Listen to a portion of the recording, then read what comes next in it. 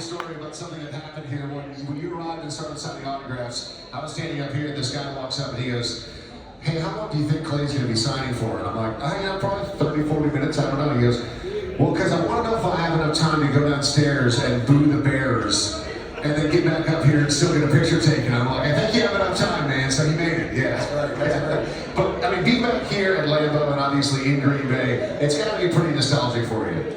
It really is, and especially for this thing to come full circle to, I'm going to date back to last year when I was inducted in the Packers Hall of Fame, bringing my wife and kids back, and just appreciate everything.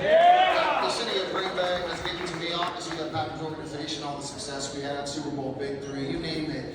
But just to see this thing come full circle, to be out here now and see the draft stage and kind of reflect on where I was, and I mean the reception just from all these crazy Packers fans is unbelievable. It always makes it so special because it's just it resembles the great times that I had, that we celebrated together, and I'll forever be grateful for this organization and what it means to not only me but my family.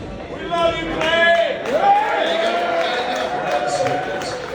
So one thing that struck me is I was walking through the crowd as I was coming over here, and I have never smelled a crowd that smelled like so much beer while the sun was up, at least. So I mean, this welcome to Wisconsin. Yeah, man, this city knows how to have a really good time. When you found out that you were going to be playing for the Green Bay Packers on your draft night all the way back in 2009, what was the feeling like knowing that you're going to an organization that has such a rabid fan base and a legacy like almost no one else? Yeah, well, first off, I just want to explain my reaction when I was drafted by Green Bay. So with the 26th pick of the 2009 draft, the New England Patriots were on the clock. And just to give you a little background on the Patriots, Bill Belichick was coaching them. He was my father's coach with the Cleveland Browns. They needed to get younger at pass rusher, so I figured it was a natural fit. That was until the Packers traded up and took me, and the rest was history. But I wasn't expecting to go to Green Bay. So when I was drafted, "Hey Clay, do you want to be a Green Bay Packer?" Of course I did. Well, what's the first thing I did? I took out my phone and I Googled where Green Bay was. I learned that it was in Wisconsin.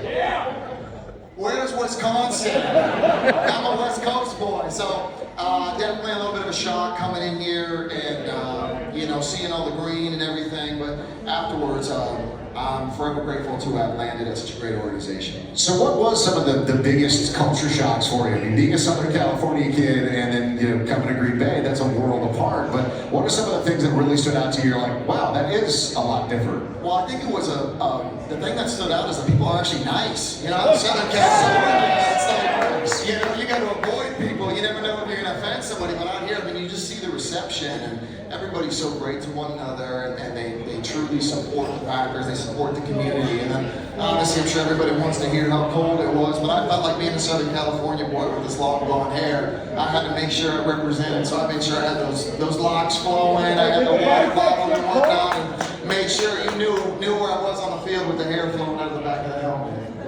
As you look back on this incredible career that you had, like what are some of the things that you're the most proud of? That you go, man, I'm so glad that I did that or that we did that collectively. What are some of the highlights for you? I think the obvious answer is obviously bringing a Lombardi trophy back to and we worked in my second year. I just assumed we would be back and we do it again and again, but it just truly shows how difficult and how hard it is to achieve that ultimate greatness. But on top of that, I mentioned playing for such a storied organization, and not to make light of other organizations, but what I was able to do here both individually and on a team level, I think it's put on a pedestal. You think of top 3, top 5 organizations, and the Packers are in that conversation. So, there you go, top 1, the best organization.